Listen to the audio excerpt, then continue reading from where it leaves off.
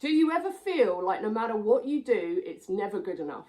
Like you're constantly questioning your worth, questioning what you've said and done, and shrinking to make other people feel comfortable? Well, believe me, I've been there.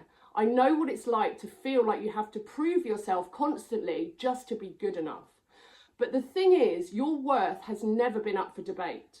The problem isn't you, it's the story that you've been told about yourself. And in this video, I'm going to share 3 powerful shifts to help you break free from low self-worth and step into your power. Feeling like you're not good enough isn't just in your head, it's something that most of us have actually been conditioned to believe. For years, I played small. I dimmed my light to make other people feel comfortable. I ignored my own needs and wants, and I sought validation from my external environment. I let self-doubt run my life.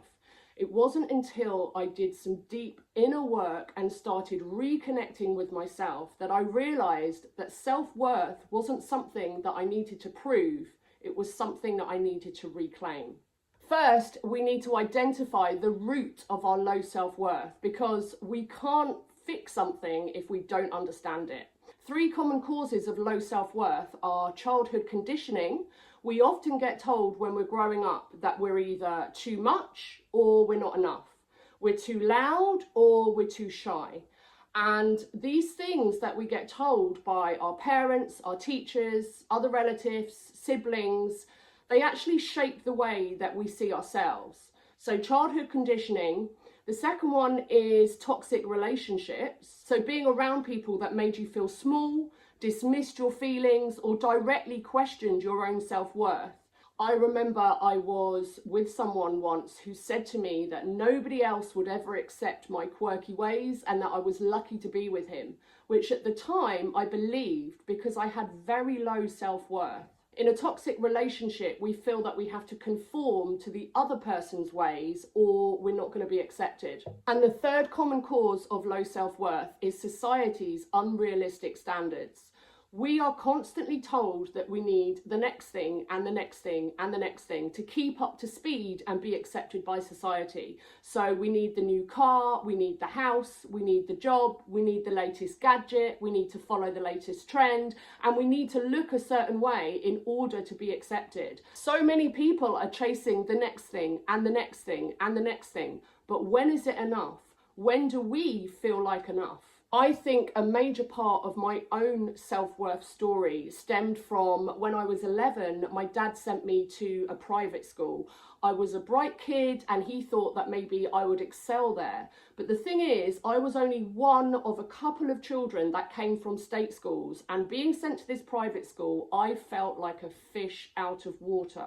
I felt like I just stuck out. I felt like I needed to change who I was, how I looked, how I spoke, in order to be accepted by the other girls.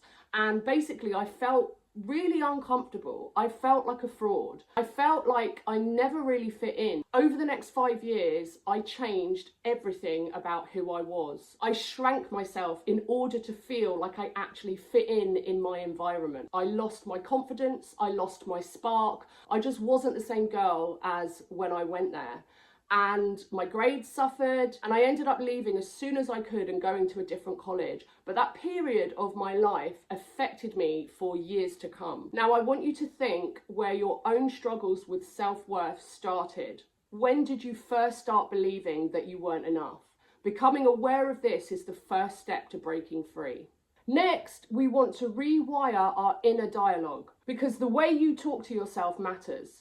Whatever you tell your brain, it believes you. It's like that saying, if you believe you can or you believe you can't, you're right. If you constantly tell yourself, I'm not good enough, your brain will look for proof and find it, because that's what it's filtering for.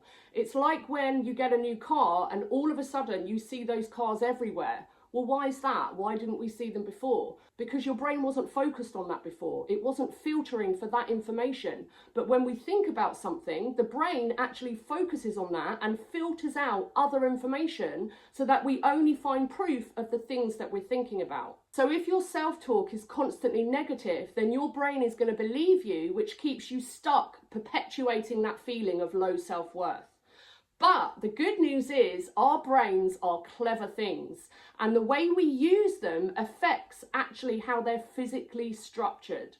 So when we think about something, we create a neural pathway in our brain, a physical structure of synapses that wire together. Now, the more we think about something, the more these synapses wire together and become a physical pathway in the brain. There's a saying which sums this up perfectly. It's called Hebb's Law, and it goes, what fires together, wires together. So when you think anything, it fires a connection in your brain which physically wires together. And the more we think about this thing, the more it fires together, the more it wires together, and these neural pathways become thicker and stronger. Now, if your self-talk has been negative for years and years and years, you have been firing off those connections in your mind, which means you've probably got a really strong neural network which supports your negative self-talk, your low self-worth, doubting yourself and feeling like you're not good enough.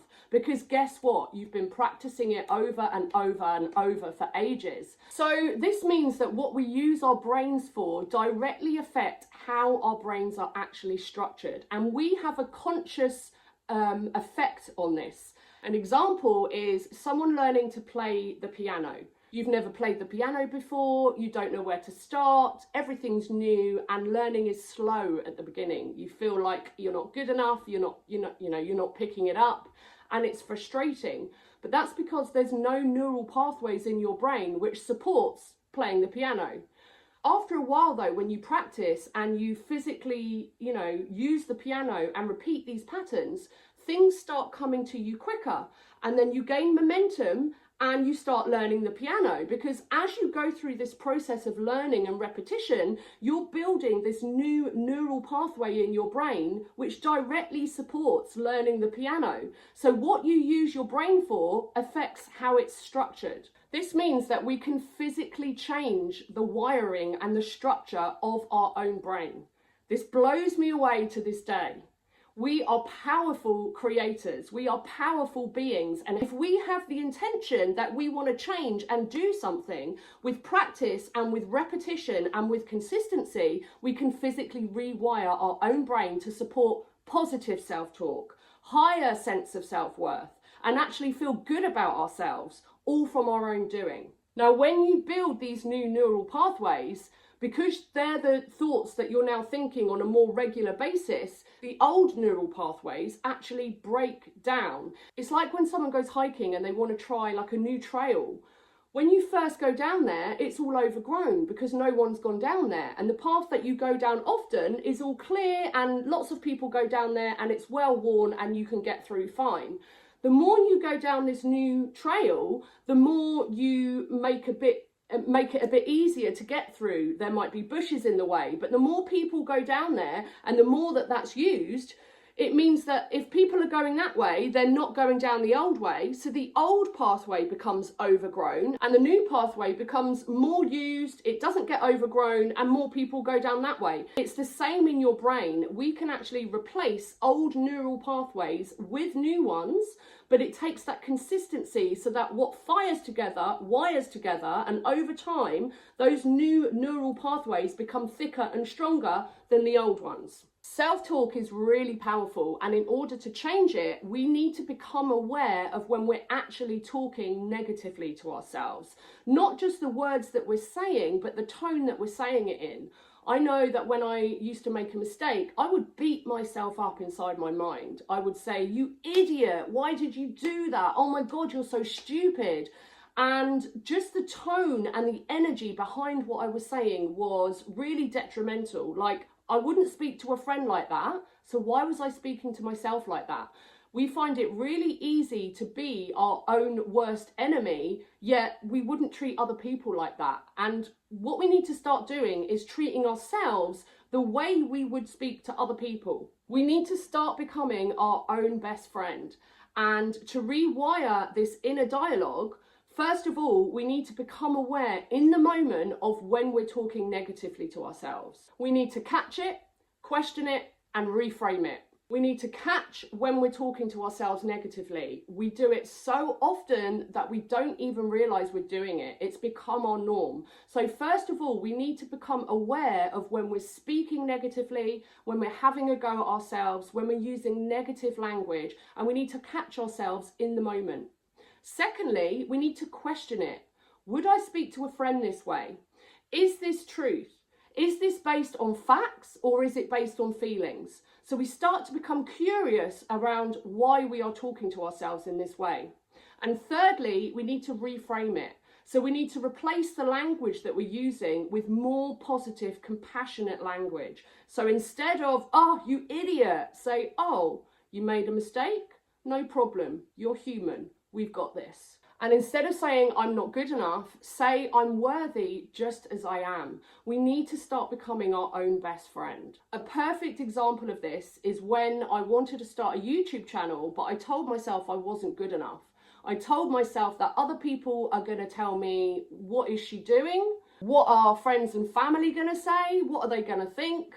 And these thoughts kept me stuck for 12 years. 12 years I wanted to start a YouTube channel and didn't because of my negative self-talk. But over the last few years, after a deep dive into personal development, I started challenging these thoughts. I started saying to myself, what if I am good enough? What if I just need to start and I need to practice? What if actually nobody really cares what I'm up to? And I started turning around this negative dialogue that I had going for so long, and look at me now. Here I am on my YouTube channel sharing my story with you. Just a small shift in our awareness can change everything. And before I go on, let me know in the comments, what is one negative belief that you hold about yourself that you're ready to let go of? What can you replace it with that's positive and empowering? And if you're enjoying this video, then hit subscribe for more content on how to break free from the patterns that are holding you back and step into your power. And lastly, we need to take action and embody our worth. Self-worth isn't just about what you think, it's about what you do. Confidence doesn't just magically appear, it grows over time when you take action, even when you don't feel ready. Taking action is the key to stepping into your power, because we can do all the inner work, journaling, affirmations and therapy, but if your actions don't align with self-worth, then nothing changes. Every time you choose yourself and show up for yourself, you are reinforcing the belief I matter. So some daily actions that you can do to boost your self-worth are setting boundaries. We need to say no to what drains us and yes to what aligns with us. If you struggle with self-worth, chances are you also struggle to say no. We find ourselves agreeing to things that we really don't want to do. We justify and over-explain ourselves, and we prioritize other people's needs over our own. But the truth is, people who value themselves don't overextend themselves for others at their own expense. To start setting boundaries, pause before saying yes. If you don't feel comfortable saying no, then say, let me get back to you. And keep it simple. You don't need to justify or explain your reasons. Just say, I'm sorry, I can't make it. I'm sorry, I'm not available. And expect resistance. Some people are not going to like your boundaries, and that's okay. It's not your job to make them comfortable, it's to respect yourself. Secondly, stop seeking other people's validation. Low self-worth often comes from looking for approval outside of ourselves. You might constantly second guess yourself or ask for other people's opinions before making a decision, or just fit in to avoid conflict. But your own self-worth doesn't depend on other people's approval. And the moment that you stop seeking that validation is when you start reclaiming your power. So the next time you feel the urge to ask someone else what they think you should do, pause and ask yourself first. Learn to trust yourself in the small decisions, and over time you will build confidence and build momentum to start making those bigger decisions. And lastly, celebrate small wins. Self-worth isn't about being perfect. It's about recognizing your progress and proving to yourself that you're capable. So start acknowledging your progress. You could keep a journal and each day write down one thing that you're proud of. Start being your own best friend, and when you accomplish something, say to yourself, I'm proud of you. I've got you. Remember, progress is not just about the end goal. So stop saying to yourself, oh, I've got so far to go, and start looking at how far you've come. And keeping a list of your wins will help you with that.